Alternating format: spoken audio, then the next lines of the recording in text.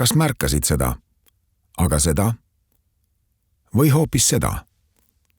See on vaenukõne, mis on ühiskonnas kahjuks nii tavaliseks muutumas, et me ei pruugi seda üldse tähelegi panna.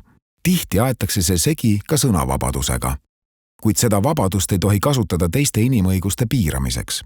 Vaenukõne alandab ja alavääristab inimesi sellepärast, kes nad on.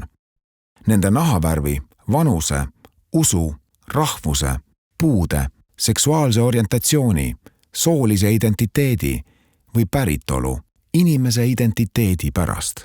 Ja vaenukõne leiab tee kõikjale, tänavale ja internetti. Vaenukõne võib olla anonüümne, aga võid seda kuulda hoopis mõnelt tuttavalt või koguni poliitikute suust. Kõige hirmsam on, et vaenukõne õhutab vaenulikku suhtumist ja vägivalda, luues keskkonna, kus teatud inimeste diskrimineerimine ning ründamine oleks justkui õigustatud, isegi kui kõneledes otseselt vägivallale ei kutsuta. Kui ühiskonnas vaenukõnega ei tegeleta, võivad pahatahtlikud solvangud muutuda varavastasteks tegudeks või isegi füüsiliseks vägivallaks. Seega järgmine kord, kui märkad vaenukõnet, ära vaata mööda. Vaenukõnet saad raporteerida internetis või anda politseile teada vaenu või vägivalla õhutamisest.